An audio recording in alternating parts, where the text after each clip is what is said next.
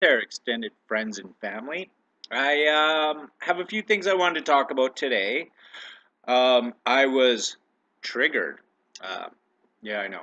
Um, I sometimes feel like adoptees deserve to have the only access to being triggered out of everyone. I think we've had a rough go. But certainly, the way the world is going, I understand that people get triggered. And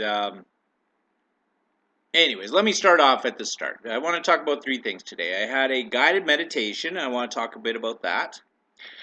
Um, Today, I also was triggered, as I mentioned, to do with my adoptive parents, or parent, one of them, anyways, commenting about the immigration thing and the children being separated from their families. And the other thing I wanted to talk about was I forget. So let's start with those two things, and we'll see if maybe my memory recovers the other missing piece that I wanted to discuss with you today. So my guided meditation. My guided meditation was with a gentleman by the name of Nathan Amthor, Amthor, and he provides some help for people trying to alleviate trauma and things like that. And I do like his approach. I believe it's got a spiritual component to it, but at the same token, I will leave it more up to the individual and yourselves if you choose to go ahead and check him out. But I would recommend that you do. If you do, just let him know that I referred you. And I would love to have more sessions. I'm just not really in a position to afford too much right now, and he's agreed that possibly we could arrange. I can do things for him, maybe some help with mycology, things like that, and he can provide me some sessions, and of course I can send people his way as well. And if I'm willing to use the service and want to use the service, obviously I feel it's a good service, and I like him. He seems very sincere. He seems very kind, and he seems like his heart is in the right place for doing what he's doing. Uh, More for the sake of doing it than necessarily for the money, but we all need to survive somehow and make a living, which I'm coming to as well myself, and trying to find a way to turn helping others and helping myself into um, a way to support myself. So anyways, Nathan Amthor, and let me just see if I've got the name of this this site correct. Nathan Amthor, and I believe if you wanted to Google, you could go by Facebook.com Healings by Nathan, um, and also there's a website Akashic, Akashic, Transwork by Nathan. So I've also invited him to come and check out my website, so hopefully he can do that, and maybe we can get him to leave more information and you know leave some comments about some of the videos because he again does work with trauma, which as adoptees we are working with as well. So great guy, great experience. I look forward to doing more work with him, and anything that can help me helps my videos, helps you, and I'd like to share that information. Uh, the second topic had to do with I thought it was my mother, adoptive mother, putting things on Facebook, but it was my adoptive father. Now, I don't want to get too political here, but I do have views about certain things because some of these things are the reasons maybe where adoption came from in the first place. So his thing today, he was commenting about the children being separated at the borders during illegal border crossings and not being treated very well.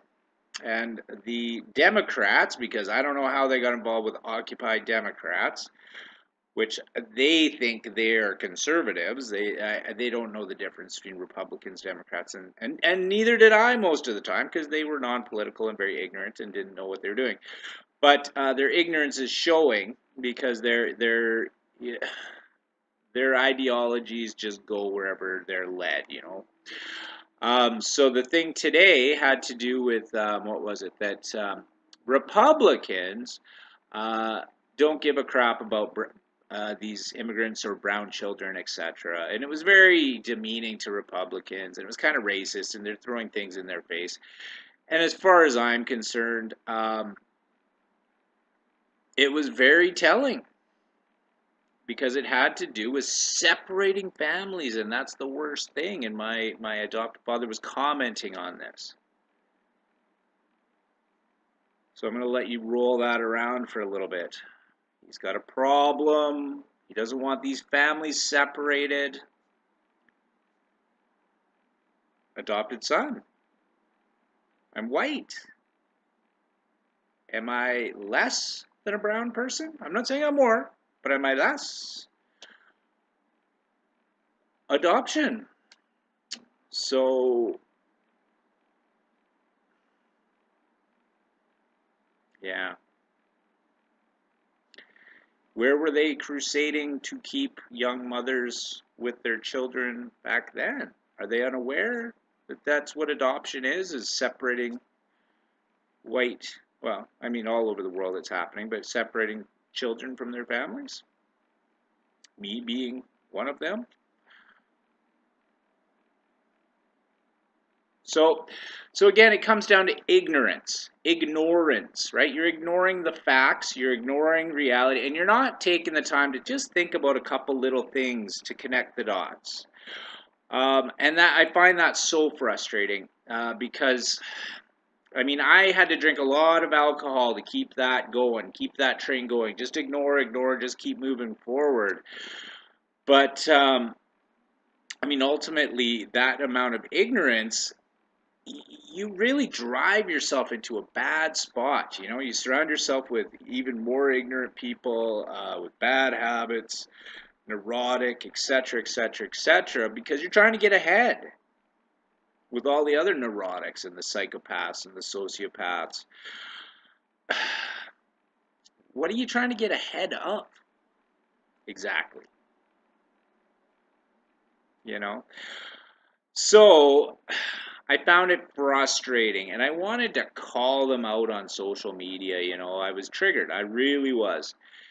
And then 2 seconds later, I went to check out another adoption group that I belong to, and I won't call it out here, but they had brought up something to do with the immigration and the separating of families as well. And you know, I just, you know, and then they mentioned something about, well, I believe everyone has a right to seek asylum. So do I. Of course, because I feel like I need to seek asylum from my own country. I'm being trapped in it. I don't want to be in this shithole where they separated me from my family and poisoned me. I don't want to be here. Fuck no. Like, I mean, what are we missing here? You take a baby, you put it with lesser people, you separate it from its family, and you poison it. Am I missing something, Canada? Canada? Am I missing something here? Please tell me, Canada, you virtue signaling cesspool of bullshit Democrat libtardation and corruption. It's sick. You're sick. You're mentally ill, Canada. You're projecting. You put on your commercials, oh, let's talk about mental health. You don't know anything about mental health. And the more I know, the more I feel that when I go to seek some mental health treatment, that I'm being served up by narcissists, right? People that don't have a clue about mental health, psychology, or spirituality, or any of these things, pretending they do, and are reading out of a script to get people back to working and slavery, and without and here's some pills. Take the pills or fuck off. Excuse my language. So anyways, I hope that sometimes, you know, my insights into some of these things make you laugh, because I mean, you have to have a sense of humor. I mean, you know, you you you look out at the world and you think, God, that's a complex place. Those people managing that must be really smart. Well, I believe there's some very smart people, maybe some very smart people lacking some serious conscience and empathy, perhaps. Um, you know, but there's always two sides to the coin. And even myself, when I quit drinking and smoking and started getting healthy and stuff, I mean, it's hard. It's hard not to look at the majority of the people and go, ugh, ugh, ugh. I belong to that. I was involved in that. I was participating in that. Because it's not healthy. It's not good. I mean, you know, you can see it in the disease, in the poor health, in the addiction, and the dysfunction, the family breakups, the poverty. It's just, we're falling apart. Wake up, open your eyes, take a look, and then turn that finger upon yourself, right? Because we all have to get ourselves healthy, mentally healthy, physically healthy, and we got to reach for our spiritual health as well. And you know, I'm going to be studying some esoterics, and to help give myself maybe a little bit better understanding of the Hebrew language, a little bit understanding of, you know, where the canonical texts and things come from, to understand symbolism better, to understand psychology better, and to understand the spiritual hierarchy and you know, other dimensions and perspectives. And I think that's going to be really useful for me. And I think, you know, with my interest in it and connecting maybe with some people with some better understandings of it, you know, I think it should come along fairly quickly. Once I put my hyper focus on it, it usually goes pretty quick. I did take a little break over the last, you know, year or so, you know, for my heavy study and practice, because it was getting to be a little bit too much. You know, you float around on a cloud a little bit, and there's a natural high that kind of goes with it, and it can be a little bit too much for regular daily interactions, for sure. You know, it's not, you know, if you're walking around in Christ consciousness, or, you know, as getting close to some Buddhahood or something like that, you start to stand out a little bit in the crowd, and people start looking and talking to you like you're a little bit nuts. But I mean, that's what that sort of looks like, you know. Um, Over here, our homeless, a lot of them are sober. You know, we make a lot of assumptions there. In India, I believe they treat them quite a bit differently. Maybe not the homeless, but the gurus. Because part of spirituality is letting go of materialism. You know, I find it very hard to believe that some of these preachers in the States with these multi-million-dollar homes and whatnot are enlightened. So, anyways, that's kind of roughly what I wanted to talk about today. Again, I wanted to thank my new subscribers, my old subscribers, you know, my regular contacts that I talk with and email with. Again, anyone, please feel free to contact me. I always do love talking with you all.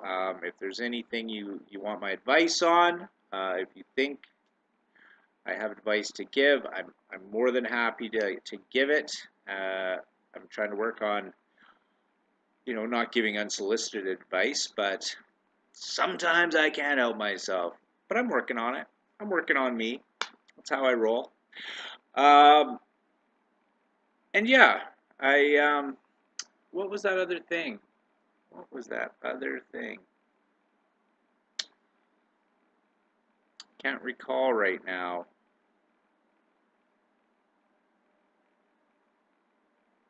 Hmm.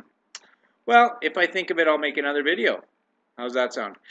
In the meantime, I'm probably forgetting a ton of things, but again, I mean, you know, I don't have anything against immigrants, but what's happening in our world is not immigration. It's not people like fleeing war-torn this or that. Uh, it is the war. This direction of the flow of immigration and people via lies and deceptions about what's, you know, where they're going, what they're going to be receiving, et cetera, et cetera, et cetera. This is warfare.